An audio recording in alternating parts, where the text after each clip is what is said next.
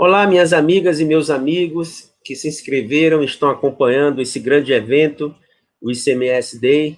Meu nome é Fernando Lopes e apresentaremos a palestra a respeito dos aspectos constitucionais do ICMS. Inicialmente, queria muito agradecer pelo convite, me deixou muito lisonjeado e honrado. Agradecer nominalmente a meu amigo Igor Neves pelo grande convite que me fez, né? E antes de adentrarmos efetivamente ao tema, eu queria estabelecer algumas premissas para que nós possamos compreender todos os aspectos, ou melhor, a maior parte dos aspectos constitucionais do ICMS, né? Inicialmente, temos que traçar algumas linhas, algumas considerações a respeito do sistema tributário nacional. Quando falamos de aspectos constitucionais, nas normas infraconstitucionais, nas leis dos estados, nos regulamentos do ICMS, né? E normas essas que são em grande quantidade, né? A complexidade do ICMS, além das informações e a quantidade de detalhes que esse imposto tem, a complexidade também a complexidade do ICMS se dá pela grande gama de normas que estão aí para regulamentar esse imposto. O que não podemos deixar de lembrar é que todas essas normas têm que estar em consonância com a Constituição da República Federativa do Brasil.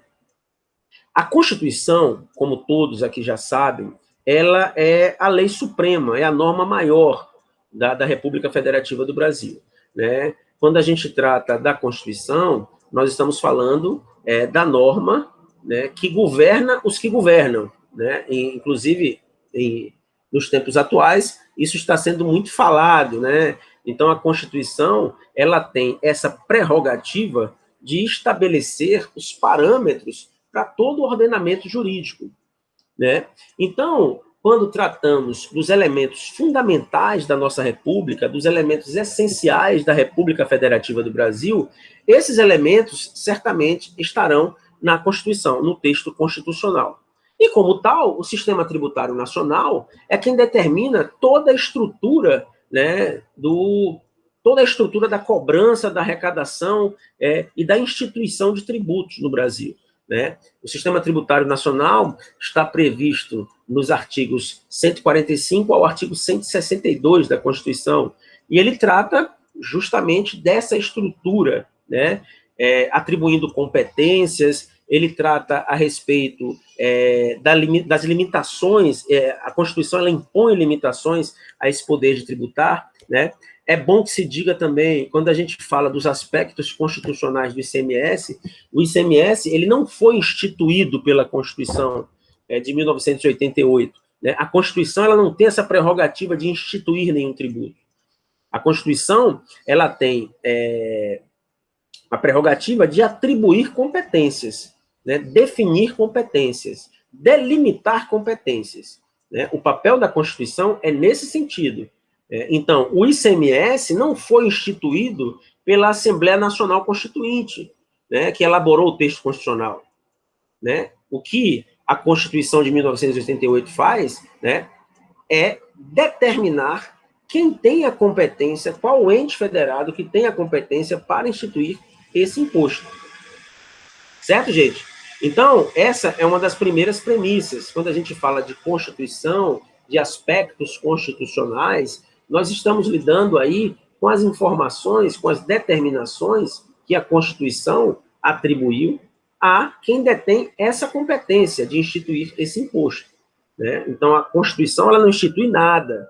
A Constituição ela não instituiu o ICMS, o IPVA, o Imposto sobre Produtos Industrializados, né? Uma prova disso, prova inequívoca, e o que está sendo muito falado em tempos atuais, é que há um imposto previsto, né, na Constituição, né, que até hoje não foi instituído. Está lá no artigo 153, inciso 7, que é o imposto que incidiria sobre as grandes fortunas, e isso é um motivo de muita controvérsia, né? Mas até hoje não foi instituído, né? O que é prova inequívoca de que a Constituição não institui nada. Ela atribui essa competência. Cabe aos entes dotados dessa competência instituírem os impostos ou não, instituírem os impostos ou não, né? E aí, quando tratamos da competência tributária, nós temos alguns tipos de competência, dentre as quais tem aquela competência que é atribuída pela Constituição para a instituição de determinados impostos, né? Então, a Constituição, ela divide a competência tributária entre a União, os estados, o Distrito Federal e os municípios para a instituição de determinados impostos, né? Cabendo à União instituir 7 impostos, que a gente já viu aqui, que ela só instituiu 6. O de grandes fortunas não instituiu, e acredito que não vai ser instituído tão cedo, por motivos óbvios. Aos estados coube, na realidade, a competência de instituir 3 impostos, e aos municípios também a competência de instituir 3 impostos, né? Então, se analisarmos a competência dos estados e do Distrito Federal, que está no artigo 155, nós veremos lá que compete aos estados e ao Distrito Federal instituir impostos sobre transmissão, causa-mortes e doação de quaisquer bens ou direitos, né, que é o nosso conhecido ITD ou ITCMD, né, que incide na transmissão de bens, né, deixados em herança, e também incide nas doações, né. O inciso 2 trata do nosso queridíssimo ICMS, motivo de todo esse congresso, né, operações relativas à circulação de mercadorias e sobre prestação de serviços de transporte interestadual e intermunicipal e de comunicação, ainda que as operações e as prestações se iniciem no exterior. E o imposto sobre a propriedade de veículos automotores, que é o nosso IPVA, né? Como dito também há poucos instantes, né, o motivo do nosso evento e o motivo da nossa preocupação, por hora, agora, nesse evento, é o ICMS. Então, a Constituição, ela tratou desse imposto estabelecendo algumas regras que devem ser seguidas pelo ente dotado dessa competência, que são os estados e o Distrito Federal. Logo, temos aí, a partir dessa introdução, que quem tem a competência para instituir o ICMS, instituir, cobrar, arrecadar, fiscalizar, são os estados e o Distrito Federal. Os estados e o Distrito Federal. Para vocês perceberem o quão complexo é esse imposto, a Constituição ela se preocupou em traçar diversas normas nesse artigo 155, no parágrafo 2º, né, para que não houvesse entre os estados nenhum tipo de distorção ou nenhum tipo de conflito, nem entre os estados, a União e os municípios. Haja vista que o ICMS hoje é responsável por aproximadamente aí, ou mais de 80% da arrecadação dos estados, né? Então, é importante que se diga que o ICMS é talvez a principal fonte de receita dos estados, né? É a principal fonte de arrecadação dos estados. Então, é um imposto que ele é muito bem regulamentado por causa disso. E é um imposto que deve ser muito fiscalizado também por causa disso, né? Então, o ICMS hoje, ele tem essa complexidade, mas ele também tem uma atenção maior voltada, né, para ele, pelos estados e pelo Distrito Federal. Certo, gente? Então, vamos seguir adiante. De acordo com esse artigo 155, parágrafo 2º, a Constituição ela determina algumas regras e princípios que devem ser observados, né? O primeiro princípio que deve ser observado na instituição, na arrecadação e na fiscalização do ICMS é o princípio da não cumulatividade. O ICMS, ele não é cumulativo, né? Ou melhor, ele é não cumulativo, né? Então, você pode compensar, né, o que for devido em cada operação, né, com o montante cobrado nas operações anteriores, pelo mesmo ou outro estado ou pelo Distrito Federal. Então, essa questão da não cumulatividade, é importante que se diga que é uma determinação constitucional, é uma preocupação constitucional, né? Então, quando a gente fala muito, os colegas contadores e contadoras, né, que tratam muito disso, dessa questão da não cumulatividade, né, que é importante esse princípio, é importante que se diga que isso é um princípio constitucional, né, é a própria Constituição que determina que seja observado esse princípio, né, então não são os entes, os estados e o Distrito Federal que determinam isso, a própria Constituição já determinou, e como tal deve ser observada, inclusive, pela legislação infraconstitucional, pela legislação dos estados, né? Essa não cumulatividade, ela é normatizada pela Constituição na questão da isenção ou não incidência, né? E, obviamente, ela deixa aí a critério da legislação dos entes, né? Então, a não cumulatividade, na questão da não incidência e das isenções, ela prevê algumas regras do tipo: não implicará crédito para compensação com o montante devido nas operações ou prestações seguintes, né? Então, no caso de isenção ou não incidência, né, não implica crédito para compensar com o montante devido nas operações e prestações seguintes. E também acarretará anulação do crédito relativa às operações anteriores. Então, aí ele dá dois casos, quando há a isenção na operação anterior e também no caso em que há a isenção na operação posterior, né? Então, obviamente, quando há isenção na operação anterior, não se justificaria, né, implicar um crédito, né, se obter um crédito na operação posterior, haja vista que não foi pago nada na anterior. Da mesma forma, também, se você é isento do ICMS, você não pode querer creditar do que foi pago na operação anterior, né? Aí deveria se haver a anulação desse crédito. Essa é a preocupação da Constituição, no sentido de que a não cumulatividade, ela serve para resolver uma distorção, para evitar um enriquecimento, né, indevido por parte dos entes tributantes. Mas também, por óbvio, quando há uma isenção, aí não há que se falar nesse tipo de enriquecimento. Então, deve ser também vislumbrada essa hipótese. Outro princípio que é determinado pela Constituição, né, e aí é importante que se diga que é um princípio que já foi motivo de muita controvérsia, é o princípio da seletividade.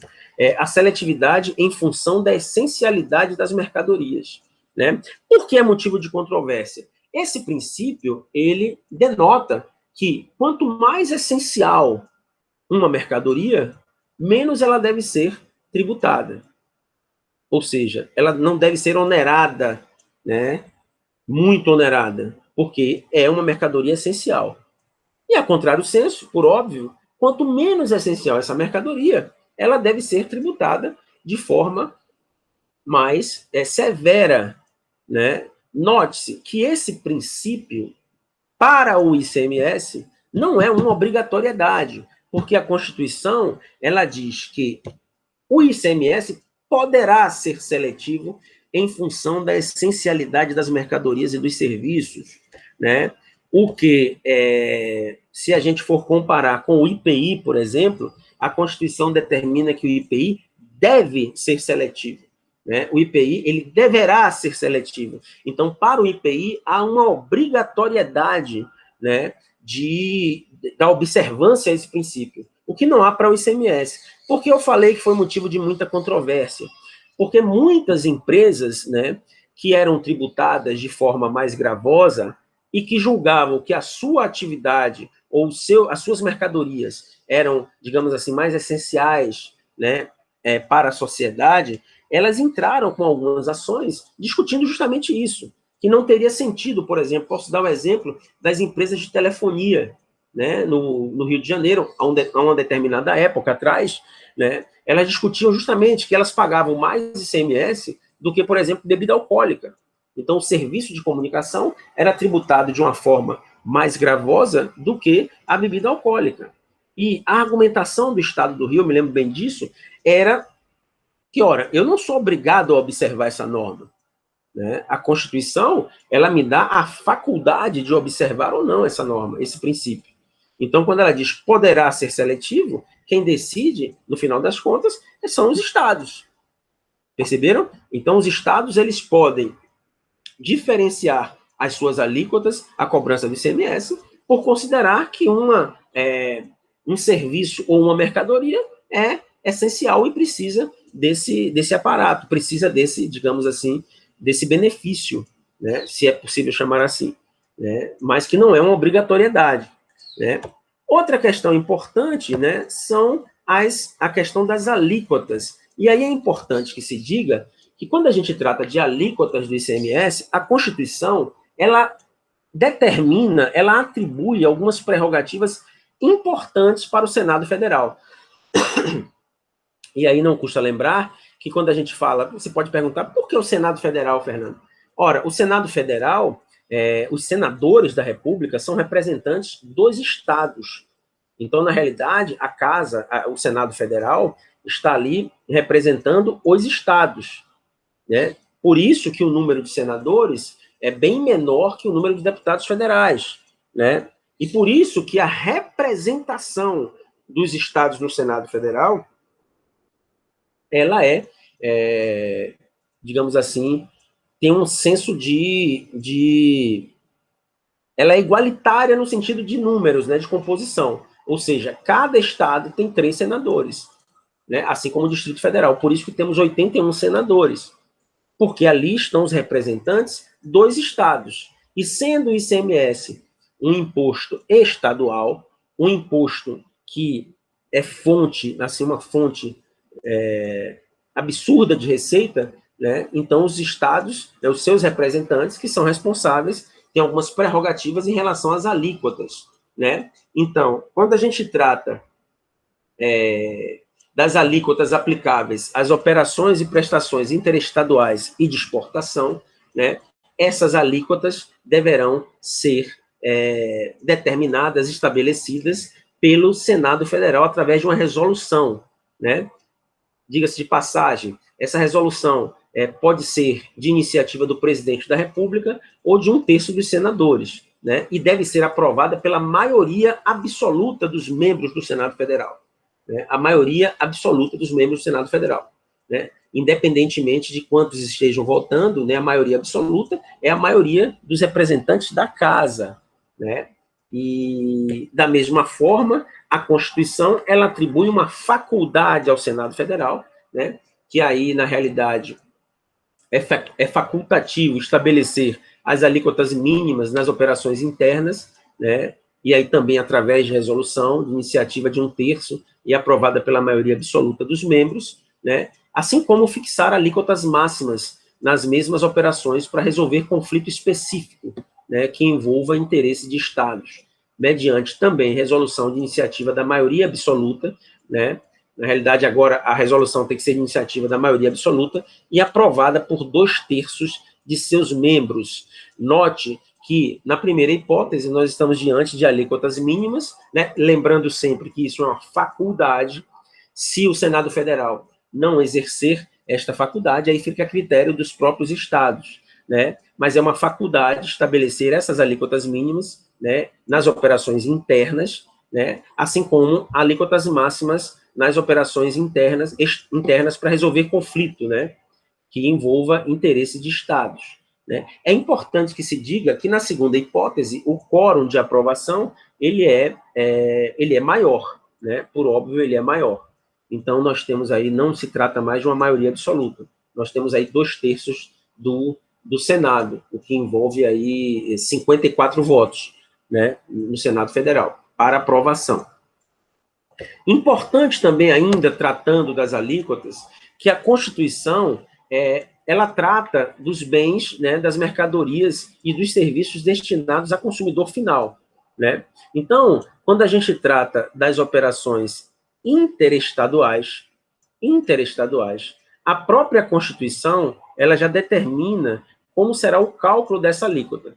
Então, diz lá, nas operações e prestações que destinem bens e serviços a consumidor final, contribuinte ou não do imposto, localizado em outro estado, adotar-se-á a alíquota interestadual e caberá ao estado de localização do destinatário o imposto correspondente à diferença entre a alíquota interna do estado destinatário e a alíquota interestadual. Aí a gente entra naquela questão do cálculo do imposto quando trata-se de operações interestaduais.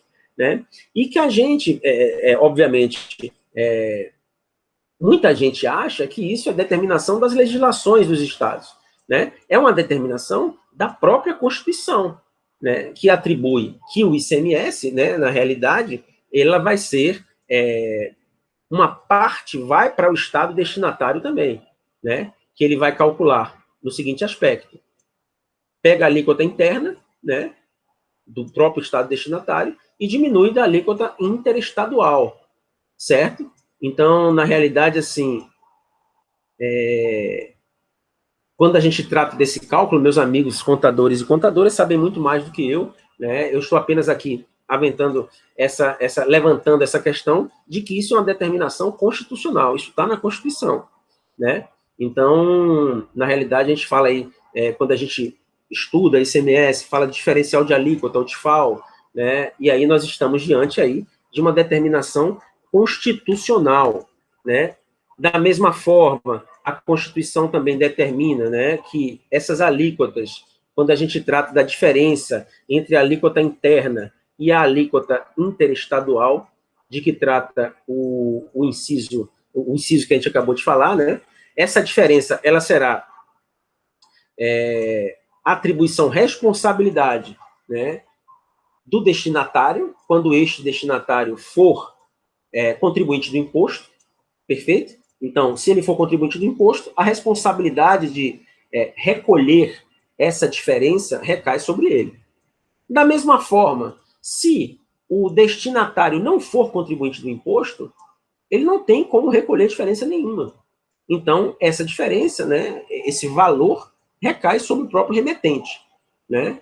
Então, nós estamos diante aí de um regramento, de uma previsão que a própria Constituição já determina. Isso está no artigo 155, parágrafo 2º. Parágrafo 2º. Perceberam? Então, vamos adiante. Aqui nós trazemos também algumas, né, hipóteses de incidência. Notem que nós estamos falando, né, de normas gerais determinadas pela Constituição, né? Obviamente, o fato gerador, né, as hipóteses de incidência, e aí há uma discussão, mas eu não vou entrar nesse mérito agora, devem estar determinadas em lei, mas a própria Constituição ela já traz algumas hipóteses em que haverá incidência, assim como ela traz as hipóteses em que não haverá incidência, né, o que podemos chamar também de imunidades. Quando estudamos direito tributário e estudamos especificamente o tema limitações ao poder de tributar, nós vimos que algumas limitações são impostas a determinados sujeitos, a determinadas pessoas, né? Nós temos aí a imunidade recíproca, né, que impede que sejam instituídos impostos sobre o patrimônio, a renda e serviços, né, uns dos outros, né, entre os entes federados, né? Assim como também nós temos a imunidade religiosa, que proíbe a instituição de impostos sobre templos de qualquer culto, né, sobre entidades religiosas, melhor dizendo.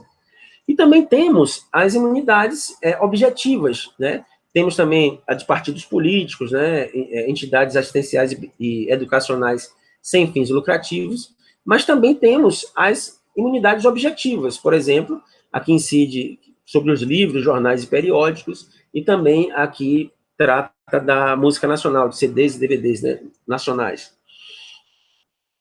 Mas é importante que se diga qualquer previsão de não incidência tributária é considerada imunidade. Notem que a imunidade ela pode ser entendida como uma não incidência constitucionalmente qualificada. Não incidência constitucionalmente qualificada. E, por óbvio, quer dizer, toda vez que a própria Constituição traz uma determinação de não incidência de determinado tributo, nós estamos diante de uma imunidade, né? No caso, salientando que a Constituição ela prevê que o ICMS ele não incidirá sobre determinadas operações. Ele não incidirá sobre determinadas operações. Então, ele não incidirá sobre operações que destinem mercadorias para o exterior, né? Ou sobre serviços prestados a destinatários no exterior, né?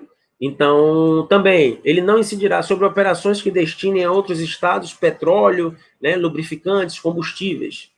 Também não incidirá. Notem que essa não incidência, todas essas hipóteses de não incidência, estão pautadas, né, numa questão de política pública, né, de preservação, né, estímulo à exportação de bens e de serviços, né, a questão do petróleo, né, do fomento a essas operações envolvendo petróleo, lubrificante, né, a questão do ouro, né, e aí nós temos no ouro, né, algumas hipóteses definidas no artigo 153, né, se você, assim, 153, parágrafo 5º, ele traz algumas hipóteses, né, que fala dessa questão da tributação sobre o ouro, né? Então, o artigo 153, ele traz a previsão dos impostos que podem ser instituídos pela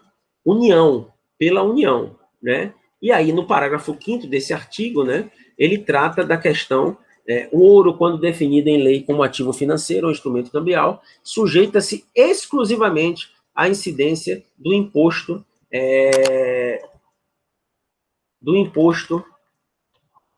do IOF, na realidade, né? Então, quando ele trata que está exclusivamente, sujeita-se exclusivamente ao IOF sobre ouro, né, a gente tem aí já uma exclusão da possibilidade de incidência do ICMS. Mas a nossa Constituição, no artigo 155, parágrafo 2º, também traz essa hipótese de não incidência, né? Então, na realidade, que também é um tipo de imunidade, né? E nas prestações de serviço de comunicação, nas modalidades de radiodifusão sonora e de sons e de imagens de recepção livre e gratuita.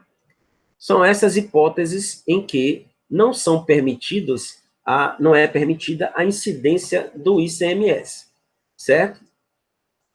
Mais uma previsão constitucional, mais um aspecto constitucional do ICMS, que é a impossibilidade de inclusão do IPI na base de cálculo do ICMS, ou seja, a necessidade de excluir o IPI da base de cálculo do ICMS. Aí tem alguns aspectos que são importantes, que também é uma questão já que vem de um bom tempo, mas que a Constituição é bem clara, né? É bem clara. Ela diz que não compreenderá, em sua base de cálculo, o montante do imposto sobre produtos industrializados, quando a operação realizada entre contribuintes e relativa a produto destinado à industrialização ou à comercialização configure fato gerador dos dois impostos. Nós temos aí 3 requisitos, né, que devem ser preenchidos para que não haja essa inclusão do IPI na base de cálculo do ICMS. Então, quais sejam os requisitos, né? Então, a operação deve ser realizada entre contribuintes do imposto, certo? Segundo, o produto deve ser destinado à industrialização ou à comercialização. E terceiro, deve configurar fato gerador dos dois impostos, tanto do IPI quanto do ICMS. Então, essas regras são fundamentais porque constituem regras constitucionais que devem ser observadas por todos os entes federados. Lembrem-se que a Constituição ela está num patamar, né, em que qualquer norma no direito brasileiro deve observância a essa Constituição, sob pena de ser retirada do ordenamento jurídico, né, sob pena de ser retirada do ordenamento jurídico. Nós temos que ter uma consonância de todas as normas, né, com a Constituição da República Federativa. E no aspecto tributário não seria diferente, né? Diga-se de passagem, por exemplo, vou dar um exemplo que é muito, assim, que já causou muita polêmica, que é a questão da substituição tributária para frente, né? Que é aquela que permite que a lei atribua a um terceiro, né, a um sujeito passivo, né, digamos assim, ela atribui a uma pessoa a responsabilidade tributária de recolher, né, o ICMS, né, o tributo devido, né, nas operações posteriores, né? Isso já causou muita controvérsia porque vai de encontro a tudo que a gente aprende em direito tributário, mas é constitucional, né? Tem a chamada constitucionalidade formal, pois está na Constituição, né? Então, assim, está na Constituição, é constitucional, e as leis podem seguir, apesar de achar, Fernando Lopes, né, Fernando Lopes, achar que materialmente, né, é evada de uma inconstitucionalidade. Mas notem, é uma norma que está na Constituição, então ela é constitucional. E as leis estaduais, as legislações estaduais podem seguir, né, atribuindo essa responsabilidade, né, a determinado sujeito passivo.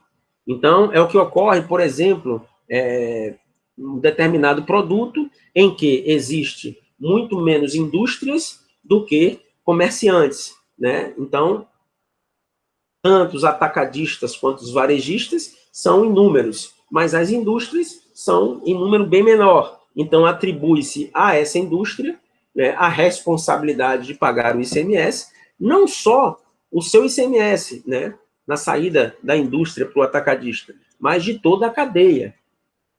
Óbvio que vocês que estão assistindo já conhecem a substituição tributária de trás para frente, né? Entenderam a piada, né? De trás para frente, porque tem a substituição tributária para trás, né? Mas o que eu estou querendo discutir é essa substituição tributária para frente, em que o fato gerador ainda não ocorreu, né? Então, o fato gerador, né? Aquela situação prevista em lei, né? Que por si só faz nascer uma obrigação, né? Aquela situação suficiente e necessária à sua existência, né? Que a gente estuda que vem antes da obrigação tributária, que ela ocorrendo nasce a obrigação, aí nós temos uma inversão dessa ordem pela substituição tributária, né? Em que pese até no final ela diz que é assegurada a imediata e preferencial restituição da quantia paga caso o fato gerador não se realize, né?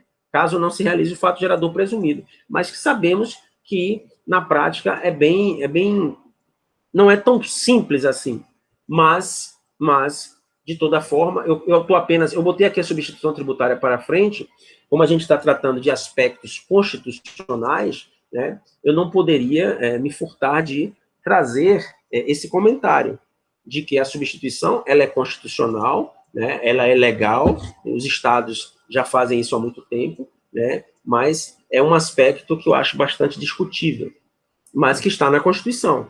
E é importante que se diga que o ICMS, ele se utiliza muito, né, da substituição tributária, né? A ideia é até compreensível, de você facilitar a fiscalização, né? Facilitar, em termos de números até, de empresas que seriam fiscalizadas.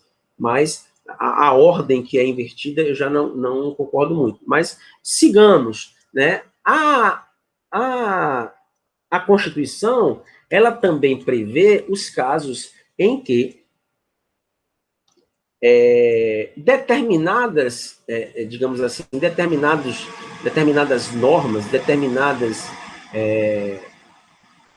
previsões, elas devem ser feitas através de lei complementar, né? E aí nós temos aí inúmeras previsões, né? Dentre as quais a definição dos contribuintes deve ser por lei complementar. Diga-se de passagem, e aí todo mundo também que está aqui já sabe, que a lei complementar que traz essas normas gerais do ICMS é a lei complementar número 87 de 1996, conhecida também por Lei Candir. Ela traz essas previsões, né, dentre as quais tem a definição dos contribuintes, né, dispor sobre substituição tributária, né, disciplinar o regime de compensação do imposto, né, e várias outras definições que são fundamentais. Por que eu botei isso? Porque é importante, quando a gente analisa esse aspecto constitucional, também entender que, principalmente em dias de hoje, que se discute muito né, essa questão do papel dos poderes da República, né, entender que essas previsões, elas não podem ser previstas por medida provisória. Então, é importante que se diga que essas previsões que dizem respeito ao ICMS jamais poderiam ser reguladas ou regulamentadas por medida provisória, porque a própria Constituição, ela proíbe que medida provisória trate de matéria reservada à lei complementar, o que dá um alento, né? Por quê? Na realidade, a lei complementar, ela tem um quórum de aprovação muito mais difícil, né? Muito mais, digamos assim, rígido para aprovação, né? Então, a lei complementar, ela deve versar sobre os assuntos específicos determinados na Constituição, né?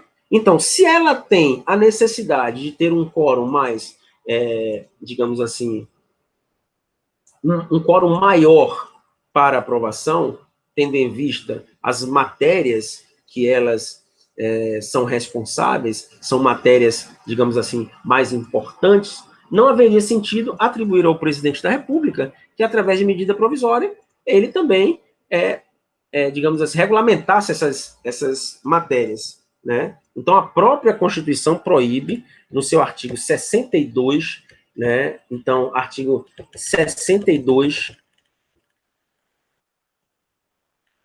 deixa eu voltar aqui para a gente dar a informação correta. Então, artigo 62,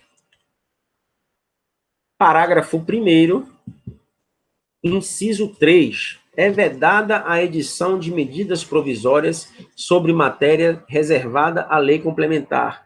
Logo, todas essas disposições em relação ao ICMS, previstas no artigo 155, parágrafo 2º, não podem ser regulamentadas, não podem ser, digamos assim, previstas em lei complementar, foge da competência do presidente da República, né? Então, é importante que a gente tenha em mente que cabe à lei complementar definir, digamos assim, prever, determinar todas essas hipóteses que estão no artigo 155, e aí é importante que minhas amigas e meus amigos que estão acompanhando a nossa palestra estejam informados. Então, está lá no artigo 155, parágrafo 2º, inciso 12, 155, parágrafo 2º, inciso 12. Todas as, digamos assim, as disposições que devem ser observadas, devem ser previstas por lei complementar, né? Outro aspecto relevante também é a repartição das receitas tributárias, que ainda está também está prevista, né, está incluída no Sistema Tributário Nacional. O nosso Sistema Tributário Nacional, ele prevê, na realidade, a estrutura, ela prevê que os entes, eles devem repartir a receita tributária adquirida com alguns impostos com os outros entes, né? Então, basicamente, um determinado município, né? Os carros que são licenciados nesse município, 50% do IPVA, que é um imposto estadual, deve ir para o município, né? Então, isso é a repartição de receitas tributárias, né? Então, ela está lá prevista a partir do artigo 156, né? Desculpe, 156 não, 157, ele prevê como devem, né, ser repartidas, então, as receitas adquiridas pelos entes federados, né? Então, artigo 157, apenas para a gente ter como exemplo, pertence aos estados e ao Distrito Federal o produto da arrecadação do imposto de renda incidente na fonte sobre os rendimentos pagos a qualquer título por eles, suas autarquias e pelas fundações que instituírem e mantiverem. assim como 20% do produto da arrecadação do imposto que a União instituir no exercício da competência que é atribuída pelo artigo 154, inciso 1, que trata dos impostos residuais. Então, a Constituição ela faz de uma forma em que um ente, por exemplo, os estados, eles têm uma fonte de arrecadação absurda com o ICMS, o que já não se pode dizer dos municípios, com o IPTU e com o ISS. Então, na realidade, nada, digamos assim, mais justo que parte dessa arrecadação seja destinada aos municípios. Perceberam? Né? Assim como também eu acabei de falar a questão da destinação do imposto de renda, né, para os estados e ao Distrito Federal, né, em determinados casos específicos, certo? Assim como também nós temos a previsão de que os municípios, né, têm direito a 25% do ICMS, né, digamos assim, 25% do ICMS arrecadado pelos estados, os municípios daquele estado, por óbvio, têm direito também a essa receita, né? Faz parte dessa repartição da receita tributária, assim como prevê o artigo 158, inciso 4 da Constituição da República Federativa do Brasil, né? Então, pertence aos municípios 25% do produto da arrecadação do imposto do Estado sobre operações relativas à circulação de mercadorias e sobre prestação de serviços de transporte interestadual e intermunicipal e de comunicação, né?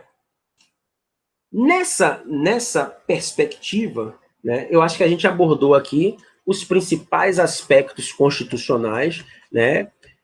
Não abordamos todos, porque, como eu falei anteriormente, o ICMS é um imposto muito complexo, né? É um imposto que tem inúmeros detalhes e que não conseguiríamos aqui abordar numa única palestra. Vide, por exemplo, que nós temos um congresso inteiro sobre o ICMS, né? O ICMS Day, ele trata especificamente desse imposto, né? Mas nós temos algumas determinações também que vão, inegavelmente, né,